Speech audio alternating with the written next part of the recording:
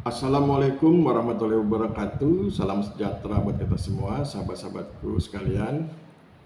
Pada kesempatan ini, perkenalkan saya Aristiono Nugroho, Associate Professor di Sekolah Tinggi Pertanahan Nasional. Saya ingin menyampaikan sebuah materi yang saya beri judul Proses Belajar Mengajar di MIT, Massachusetts Institute of Technology. Dalam video sebelumnya saya sudah membahas tentang bagaimana proses belajar mengajar di Harvard University, khususnya di Harvard Business School. Pada video kali ini saya ingin berbicara tentang proses belajar mengajar di MIT, di Massachusetts Institute of Technology. Sistem pembelajaran di MIT, Massachusetts Institute of Technology, berfokus pada pendekatan berbasis proyek dan penelitian.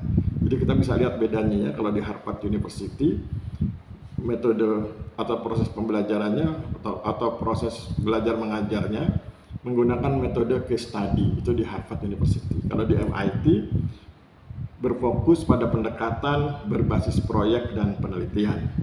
Jadi sudah beda ya. Nah, sistem ini, pendekatan ini bertujuan untuk melatih mahasiswa agar memiliki keterampilan praktis dan pola pikir inovatif yang siap menghadapi tantangan dunia nyata. Sekarang mari kita pahami betul apa itu atau makna dari pendekatan berbasis proyek dan penelitian. Pendekatan ini dikenal sebagai mens et manus, yang berarti pikiran dan tangan dalam bahasa Latin. Filosofi ini menekankan bahwa pendidikan tidak hanya tentang teori, tetapi juga tentang praktek. Di MIT, pembelajaran berbasis proyek dan penelitian adalah inti dari kurikulum, di mana mahasiswa secara aktif terlibat dalam memecahkan masalah kompleks, merancang solusi, dan menghasilkan karya nyata. Ini berbeda dengan metode konvensional yang lebih mengandalkan kuliah dan ujian teoritis. Pertanyaan menariknya adalah apa inputnya sehingga kemudian pendekatan ini bisa dilaksanakan. Pendekatan berbasis proyek dan penelitian. Mari kita lihat inputnya. Untuk mendukung sistem ini, yaitu pendekatan pembelajaran atau proses pembelajaran yang menggunakan pendekatan berbasis proyek dan penelitian, maka ada inputnya.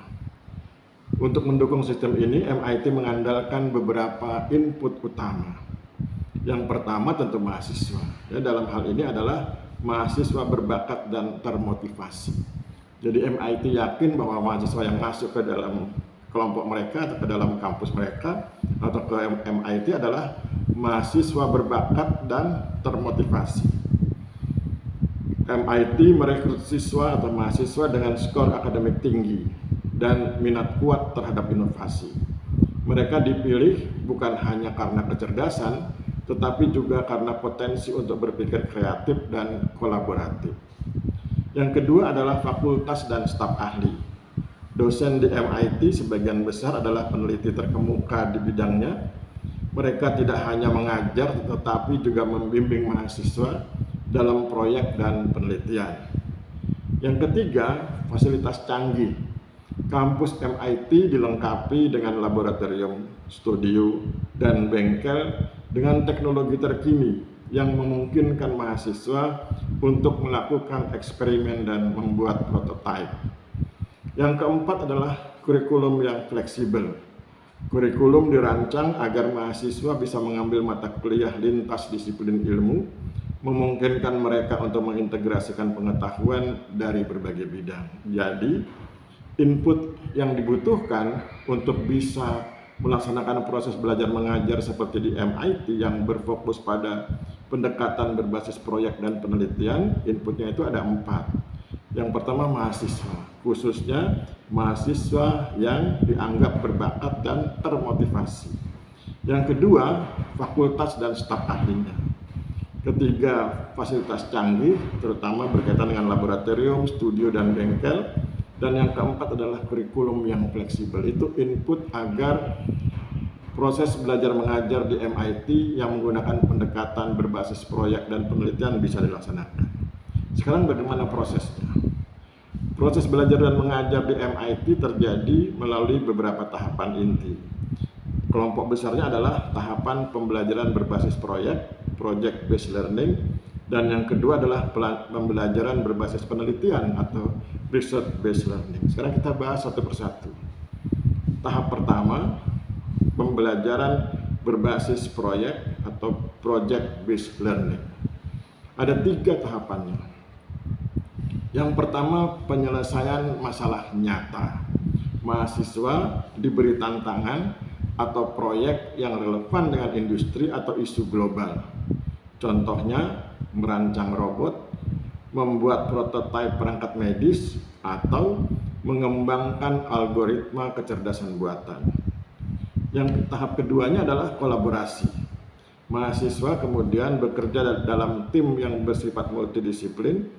Mereka belajar berkomunikasi, bernegosiasi, dan memanfaatkan kekuatan masing-masing anggota tim.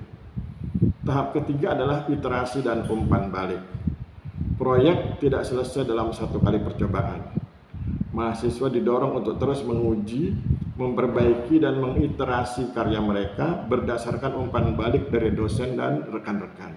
Jadi itulah 3 tahapan dalam bagian yang di awalnya itu adalah pembelajaran berbasis project atau project based learning. Jadi kan kalau bicara tentang MIT, bicara tentang pendekatan proses pembelajarannya atau proses belajar mengajarnya, yaitu adalah pendekatan berbasis proyek dan penelitian.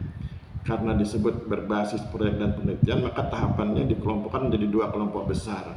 Kelompok pertama adalah pembelajaran berbasis proyek, project based learning, dan nanti yang kedua adalah pembelajaran berbasis penelitian atau research based learning. Nah, yang pertama, yang pembelajaran berbasis proyek itu ada 3 tahapannya. Pertama, penyelesaian masalah nyata. Jadi mahasiswa diberi tantangan atau proyek yang relevan dengan industri atau isu global. Kemudian yang kedua, kolaborasi. Mahasiswa kemudian bekerja dalam tim yang sifatnya multidisiplin. Dan yang ketiga, iterasi dan umpan balik. Mahasiswa didorong untuk terus menguji, memperbaiki berdasarkan umpan balik dari dosen dan rekan-rekannya. Itu kelompok pertama, yaitu pembelajaran berbasis proyek atau project based learning. Sekarang kita masuk ke yang kelompok kedua, pembelajaran berbasis penelitian atau research based learning. Tahapannya ada 2. Yang pertama disebut UROP atau Undergraduate Research Opportunities Program. Saya ulang kalimatnya, UROP, Undergraduate Research Opportunities Program. Program ini memungkinkan mahasiswa sarjana untuk terlibat langsung dalam penelitian bersama dosen. Mahasiswa bisa menjadi bagian dari tim riset, mempublikasikan hasil penelitian, dan bahkan mengajukan paten. Jadi mahasiswa bergabung atau terlibat dalam penelitian dosen. Disebut sebagai Undergraduate Research Opportunities Program. Yang kedua adalah fokus pada eksplorasi. Proses ini ketika mahasiswa terlibat dalam penelitian mengajarkan mahasiswa untuk merumuskan pertanyaan, merancang metodologi, mengumpulkan data, dan menganalisis temuan. Tujuannya adalah untuk menghasilkan pengetahuan baru, bukan hanya menguasai pengetahuan yang sudah ada. Itu tentang proses atau tahapan dalam proses belajar mengajar yang menggunakan pendekatan berbasis proyek dan penelitian di MIT. Sekarang apa outputnya? Apa produknya? Output dari sistem pembelajaran ini bukan hanya nilai, tetapi juga produk dan hasil nyata. Ada 3 outputnya. Yang pertama, karya inovatif. Yang kedua, publikasi ilmiah. Dan yang ketiga, paten dan hak kekayaan intelektual. Yang pertama, karya inovatif. Mahasiswa menghasilkan prototipe, perangkat lunak, model, atau produk fisik yang dapat didemonstrasikan. Contohnya termasuk robot pembersih, aplikasi kesehatan, atau desain arsitektur baru. Itu karya inovatif. Yang kedua, publikasi ilmiah. Mahasiswa bahkan di tingkat sarjana berhasil mempublikasikan makalah mereka di jurnal ilmiah atau di konferensi bergengsi. Itu publikasi ilmiah. Yang ketiga, paten dan hak kekayaan intelektual. Sebagian kecil dari penelitian mahasiswa berujung pada paten yang menunjukkan orisinalitas dan nilai komersial dari ide mereka. Itulah output dari sistem pembelajaran yang dilaksanakan di MIT. Apa outcome-nya? Nah, sekarang kita lihat outcome-nya atau dampaknya. Hasil akhir dari sistem pembelajaran ini adalah lulusan yang berdampak. Jadi lulusan MIT itu berdampak. Mengapa demikian? Ada 4 penjelasannya. Pertama, lulusannya itu punya keterampilan praktis dan kritis. Lulusan MIT tidak hanya menguasai teori, tetapi juga mampu mengaplikasikannya. Mereka terbiasa dengan siklus desain, bangun, uji. Buat desainnya, bangun, laksanakan, kemudian diuji. Dan memiliki kemampuan untuk memecahkan masalah yang kompleks. Itu outcome yang pertama atau dampak yang pertama. Dampak yang kedua adalah pola pikir wirausaha. Banyak lulusan MIT mendirikan perusahaan rintisan atau startup. Kurikulum yang berfokus pada inovasi dan pembuatan produk atau pembuatan produk nyata akan melatih mereka untuk melihat peluang dan mengubah ide menjadi bisnis. Jadi mahasiswa MIT terlatih untuk mengubah dari ide menjadi bisnis. Yang ketiga adalah kesiapan karir. Perusahaan teknologi, lembaga penelitian, dan organisasi nirlaba sangat menghargai lulusan MIT karena mereka sudah memiliki pengalaman praktis dalam lingkungan kerja berbasis proyek dan berbasis penelitian. Yang keempat adalah kontribusi pada ilmu. Kontribusi pada ilmu, pengetahuan, dan masyarakat. Melalui penelitian dan inovasi, lulusan MIT terus memberikan kontribusi besar dalam bidang sains, teknologi, rekayasa, dan matematika. Orang sering menyebutnya STEM ya, nanti kita jelaskan. Jadi kalau secara singkat, STEM itu adalah singkatan dari Science, Teknologi, Engineering, and Mathematics. Jadi lulusan MIT itu mampu berkontribusi dalam bidang sains, teknologi, rekayasa, dan matematika, atau mampu berkontribusi dalam bidang sains, teknologi, engineering, and matematik, atau orang menyebutnya STEM. Itulah 4 dampak dari sistem proses belajar mengajar yang dilaksanakan di MIT, yaitu pendekatan proses belajar mengajar dengan pendekatan berbasis proyek dan berbasis penelitian. Demikian yang bisa saya sampaikan, mudah-mudahan menginspirasi kita semua. Mohon maaf bila terjadi kesalahan, saya akhiri. Wabillahi taufiq wal hidayah. Wassalamualaikum warahmatullahi wabarakatuh.